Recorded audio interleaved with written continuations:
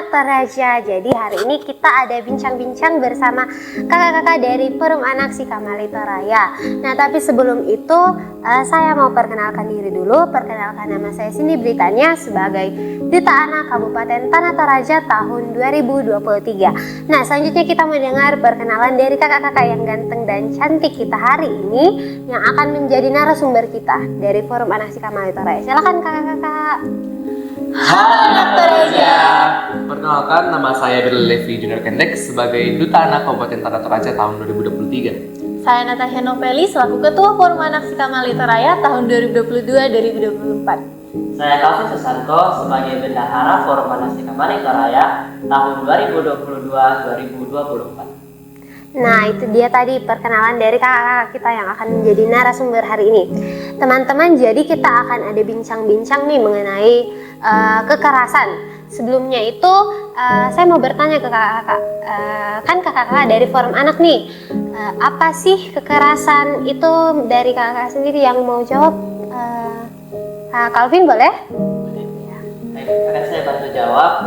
Jadi kekerasan adalah tindakan seseorang atau kelompok yang dapat menyebabkan cedera pada seseorang yang dapat merusak fisik dan mental seseorang. Oh, jadi kekerasan itu tadi ya. Terus kita akan bahas hari ini mengenai dua bentuk kekerasan. Yang pertama ada bullying, Kak. Yang kedua ada kekerasan seksual. Kita melangkah ke yang pertama, masalah kekerasan yang pertama ada bullying. Apa sih bullying itu, Kak? Boleh berbagi sama teman-teman kita yang lagi nonton? Kak Calvin lagi boleh? Oke. Baik, saya akan bantu jawab. Yang bullying, kekerasan dalam tindakan bullying itu adalah seperti misalkan bullying adalah kekerasan atau penindasan terhadap seseorang yang dapat mengakibatkan kerusakan fisik atau mental. Oh, seperti itu ya, Kak.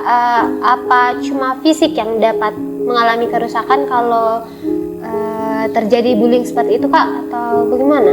Bisa juga kena kepada mental, Kak. Karena bisa juga pembulian kayak misalnya dalam diri sendiri begitu. Jika dibully mungkin akan merasa takut, mungkin akan merasa tidak mau mencoba hal yang baru lagi, Kak. Oh iya ya. Jadi teman-teman didengar ya dari Kak Calvin itu kalau kita melakukan bullying itu bukan hanya merusak fisik seseorang tapi mentalnya juga, teman-teman.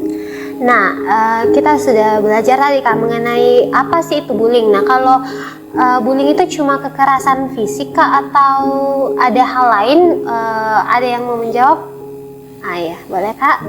Selain kekerasan fisik, bullying juga dapat terjadi di media sosial, yaitu cyberbullying.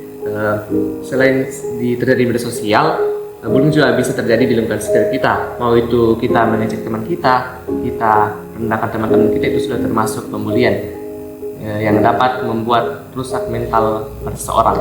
Nah, teman-teman, jadi ternyata kalau kita mengejek itu sudah termasuk tindakan pembulian. Jadi teman-teman semua harus hati-hati dalam mengeluarkan kata-kata, jangan sampai mengejek orang lain ya. Kalau tempat terjadinya bullying itu di mana saja sih, Kak, biasanya? Boleh saya jawab ya? Iya, Kak.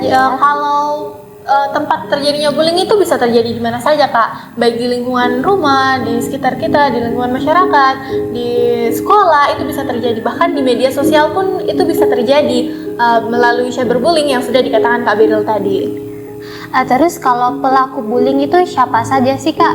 Kalau pelaku bullying itu juga bisa dilakukan oleh siapa saja, Kak.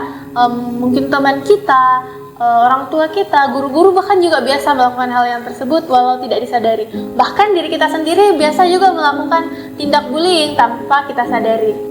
Ya teman-teman, mungkin diri kita sendiri juga pernah melakukan tindakan bullying tanpa kita sadari. Maka dari itu teman-teman semua sekali lagi harus hati-hati dalam berperilaku dan berkata-kata. Kakak-kakak punya nggak sih cara pencegahan yang bisa dibagikan buat teman-teman kita yang lagi nonton ini supaya tidak menjadi, yang pertama itu supaya tidak menjadi korban bully, yang kedua supaya kita tidak menjadi pembuli.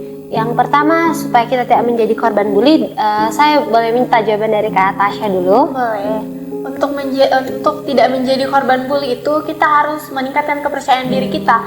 Kita harus menunjukkan kepada orang-orang bahwa kita itu juga mampu dan kita bisa. Kita juga harus meningkatkan banyak prestasi agar orang-orang tidak merendahkan kita dan kita bisa meraih banyak prestasi. Nah, kalau selanjutnya untuk cara supaya kita tidak menjadi pelaku pembulian, dari Kak Beril, saya mau dengar suara Kak Beril lagi. Jadi supaya kita tidak menjadi seorang pelaku atau pembuli, kita tidak boleh merasa lebih diri paling benar. Kita juga tidak boleh merendahkan orang lain dan kita harus selalu rendah hati. Nah, itu dia teman-teman semua, diingat ya cara-cara yang dibagikan oleh kakak-kakak kita di sini supaya kita tidak menjadi korban bully dan tidak menjadi pelaku bully. Nah, kita tadi sudah bahas mengenai bullying ya. Kita pindah ke jenis kekerasan yang kedua, yaitu kekerasan seksual. Kakak Calvin boleh berbagi untuk kita lagi, apa sih itu kekerasan seksual? Baik, akan saya jawab, Kak. Jadi kekerasan seksual adalah tindakan seseorang yang melakukan pendekatan yang berhubungan dengan seksual yang tidak diinginkan oleh seseorang tersebut. Oh, jadi kalau kekerasan seksual itu sudah pasti tidak diinginkan ya kakak ya? Ya.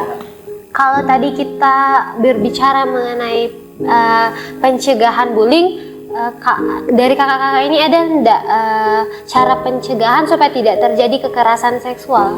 Boleh Kak Beril berbagi untuk kita? Jadi ada 5 cara untuk mengatasi kekerasan seksual. Yang pertama itu berani berkata tidak kepada orang yang tidak dikenal atau tidak dipercaya. Yang kedua yaitu mengajari hal kecil kepada anak untuk membuang air kecil atau air besar pada tempatnya atau tidak membuang air kecil dan air besar di tempat umum. Yang ketiga yaitu mengajari anak mengajari bahwa apa-apa saja bagian tubuh yang tidak boleh disentuh. Dan yang keempat, jika anak-anak pergi ke dokter, kita bisa meyakinkan bahwa orang tua itu dapat mendampingi. Dan yang terakhir itu tidak mudah percaya kepada orang lain. Nah, teman-teman semua, dari cara pencegahan yang Kak Beril sebutkan tadi, saya dapat ambil kesimpulan bahwa pola asuh orang tua itu sangat dibutuhkan di sini teman-teman. Jadi teman-teman semua yang mau menikah ini saya sarankan jangan adakan pernikahan usia anak, karena kita harus mempersiapkan diri sebaik mungkin untuk menjadi orang tua yang baik untuk anak-anak kita.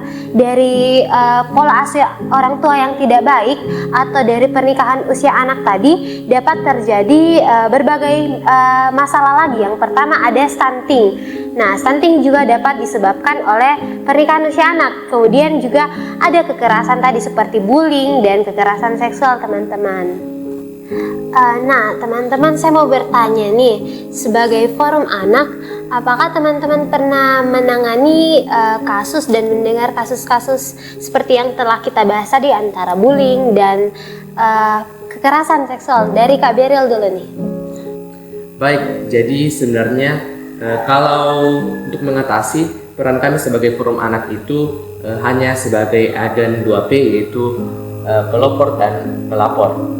Jadi yang menangani kasus ini itu bunda-bunda dari DP 3A, P2, KB. Oh iya, kalau mendengar kasusnya nih, bagaimana Kak Tasya? Kalau mendengar kasus seperti ini sih tentunya pernah ya Kak, bahkan sering kami dengar. Karena kami sebagai agen pelopor dan pelapor menjadi tempatnya anak-anak di Kabupaten Toraja untuk berkeluh kesah. Kami sendiri punya situs namanya Secreto Site. Di sini anak-anak Toraja bebas bercerita. Nanti kalian bisa akses di link di bawah ini. Di situ anak-anak Toraja bisa bebas bercerita, mengeluarkan pendapatnya atau ingin melaporkan sesuatu bisa menghubungi kami. Iya, terima kasih Kak Tasya. Nah, kakak-kakak, biasanya saya merasa nih di luaran sana pasti banyak teman-teman yang merasa takut gitu melaporkan apa yang dialaminya, misalnya contohnya tadi bullying dan kekerasan sosial. Kakak Calvin boleh tidak berbagi untuk kita bagaimana caranya supaya kita berani dalam melaporkan hal-hal yang kita alami tadi? Jadi bagi teman-teman yang ingin melapor, jangan pernah takut dan harus berani berbicara. Karena di DP3A, P2, KB itu data yang kalian laporkan itu bersifat rahasia. Jadi kuncinya cuma satu, jangan pernah takut untuk melapor. Nah, itu dia tadi pesan dari Kak Calvin buat teman-teman semua yang takut melapor. Teman-teman yang mungkin takut untuk melapor secara langsung ke bunda-bunda di DP3AP2KB, kami sudah sediakan call center yang akan ada di bawah ini untuk teman-teman semua yang ingin melaporkan apabila mengalami kekerasan, entah itu bullying, entah itu kekerasan seksual atau yang lainnya. Teman-teman bisa melapor di call center di bawah ini.